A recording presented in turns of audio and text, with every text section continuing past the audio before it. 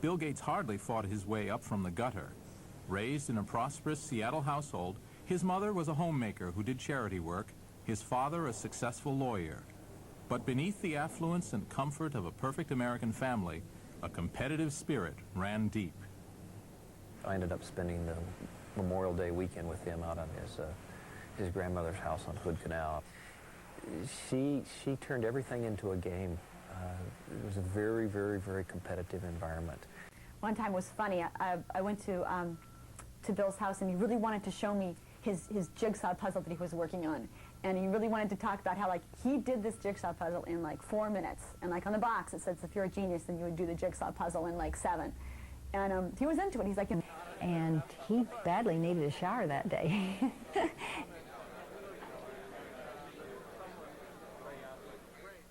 The scene is set. In California, laid-back Gary Kildall, already making the best-selling PC operating system, CP/M.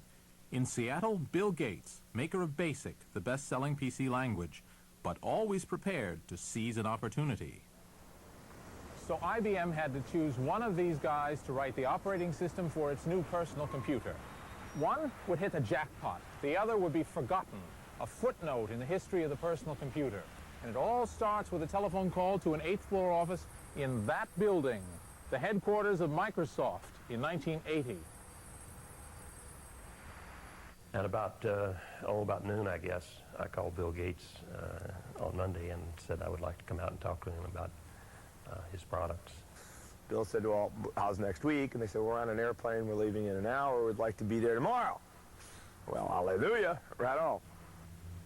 Steve Ballmer was a Harvard roommate of Gates. He had just joined Microsoft and would end up its 3rd billionaire.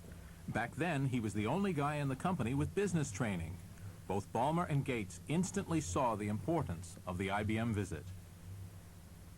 And Bill said, Steve, you better come to the meeting. You're the only other guy here who can wear a suit. So we figured, okay, the two of us will put on suits, we'll put on suits, and we'll go to this meeting. We got there roughly 2 o'clock.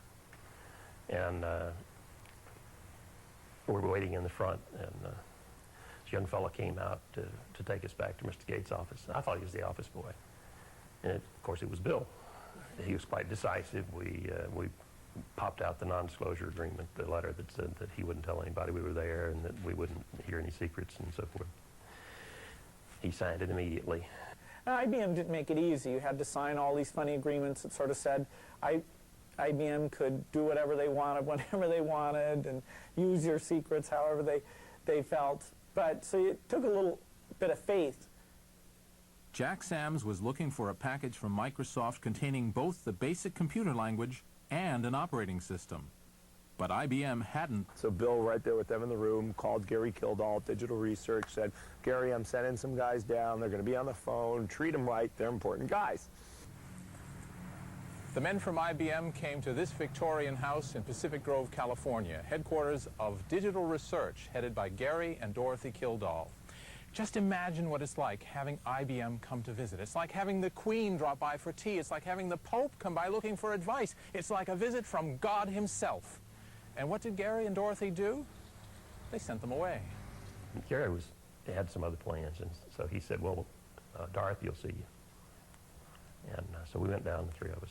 IBM showed up with an IBM non-disclosure, and Dorothy made a decision which I think it's easy in retrospect to say was dumb. Well, we popped out our letter that said, please don't tell anybody we're here, and we don't want to hear anything confidential. And she read it, and she said, I can't sign this.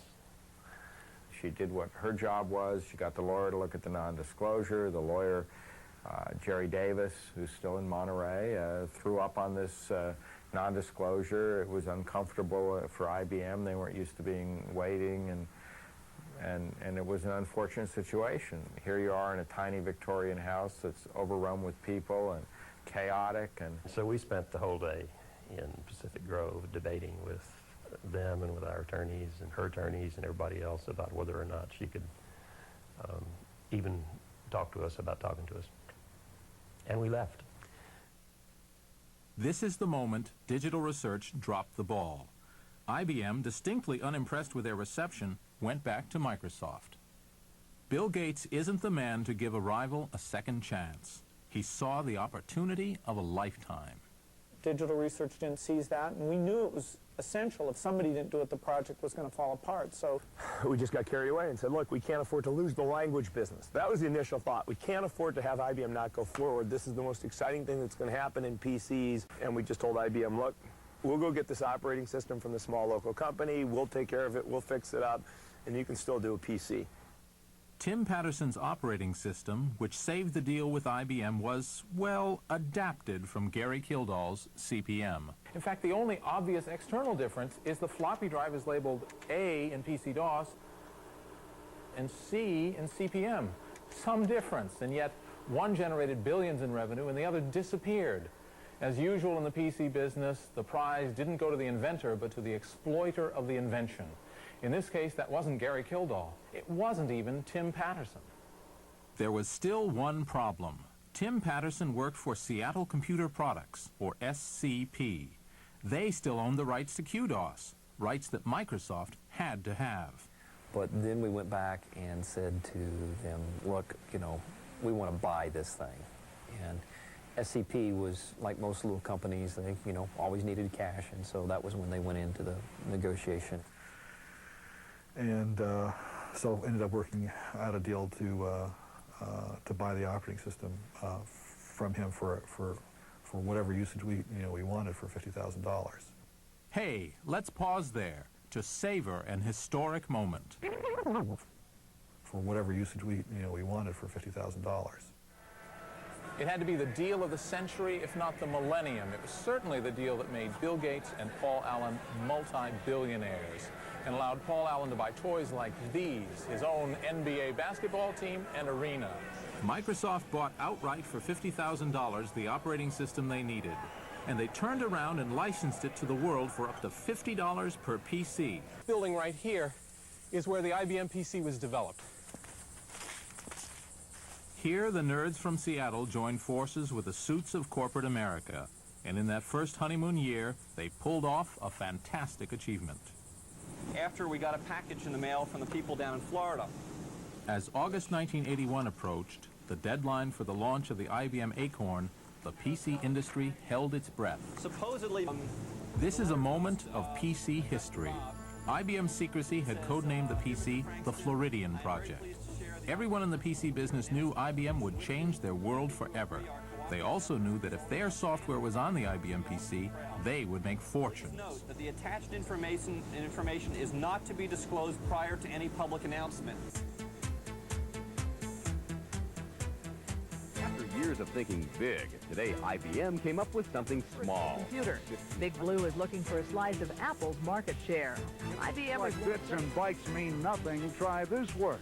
Money. Now they're going to sell $1,000 computers to millions of IBM customers. wants a piece of the pie. I have seen the future, said one analyst, and it computes. Today, an IBM computer has reached a personal stage. Nobody was ever fired for buying IBM.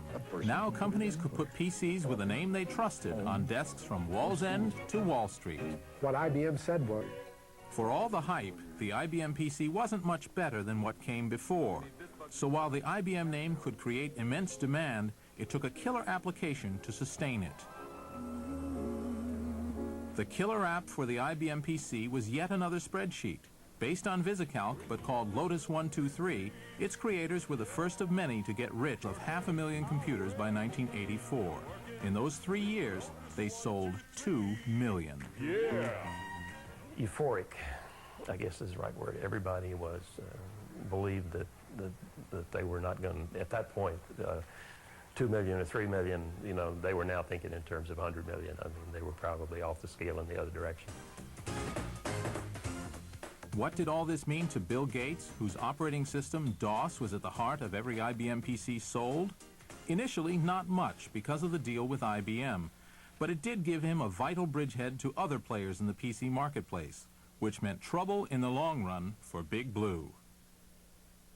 The key to the structure of our deal was that IBM had no control over our licensing to other people.